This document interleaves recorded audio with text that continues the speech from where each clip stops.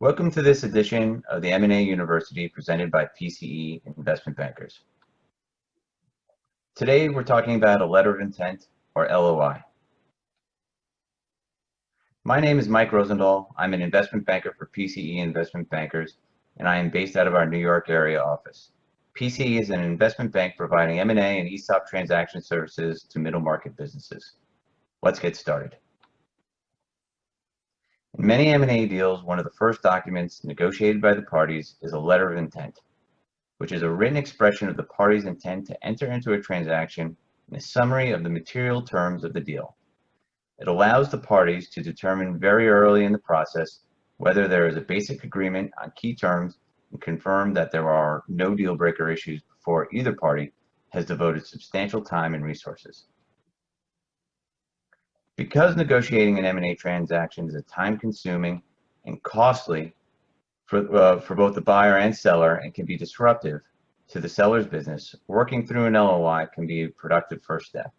In addition, an LOI helps to facilitate the preparation and negotiation of the definitive documents for the transaction by serving as an outline of the key provisions. During the negotiation process, there are many terms the buyer and seller will need to agree upon. These items are categorized as either binding or non-binding. Examples of non-binding terms include purchase price, structure, contingencies, due diligence process, and working capital. Examples of binding terms include exclusivity, disclosure and confidentiality, and governing law. Let's get started by reviewing the non-binding terms in detail. An LOI will typically include not just the purchase price to acquire the business, but also detail about the form of payment, such as cash, stock of the buyer, seller note, contingent payment, or a combination of these. In addition, the timing and manner of payment is usually specified to describe how much will be paid at closing versus following the closing, and whether any post-closing payments will be contingent upon future events or on the business meeting certain performance targets or other metrics. If the buyer expects a portion of the purchase price to be placed in escrow to secure any indemnification or other obligations of the seller, it is often stated here as well. Structure. Because the structure of the transaction, for example, a stock sale, merger, or asset sale, can have significant implications with respect to purchaser liability, tax treatment for both buyer and seller, and closing mechanics, it is often included as one of the first terms of an LOI. If there will be rollover equity, the post-deal ownership of the business by the seller, it may be outlined here as well. For more information about transaction structures, watch our M&A University video titled Asset versus Stock Deals. Contingencies are issues that will need to be addressed before a transaction will close. Some of the standard contingencies are due diligence, definitive agreements, permits, internal and external approvals, such as a board approval for an internal approval, and government agencies and lenders as external approval. Due diligence. A letter of intent often describes the scope of the buyer's proposed due diligence review and access to the information and any limits there might be that will be provided by the seller. Working capital target is one of the most important terms to negotiate in an LOI. The LOI will set the working capital that needs to be delivered at the close. The purpose of the working capital target is to make sure the owner keeps operating the business in the normal course.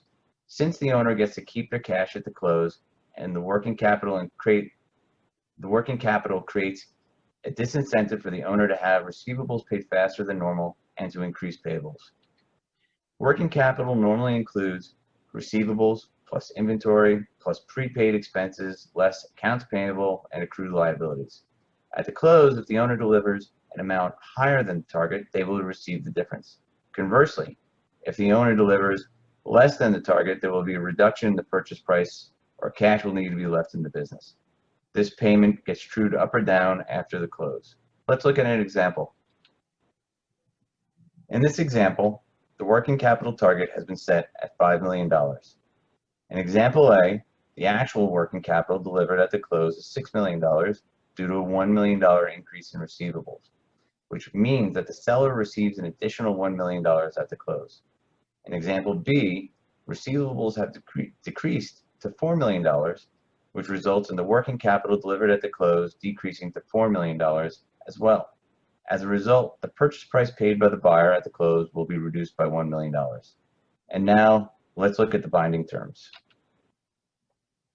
The first term is exclusivity. In an M&A deal involving a private company, the letter of intent usually contains an exclusivity provision that restricts the seller from negotiating or soliciting offers from other potential buyers. The period of exclusivity is a critical term and frequently will drive the timeline for the subsequent due diligence process and negotiation of agreements, although it is not uncommon for the period to be later extended by the parties.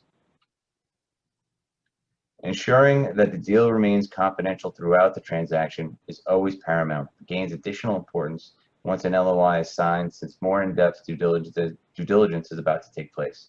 This section typically reaffirms the executed NDA.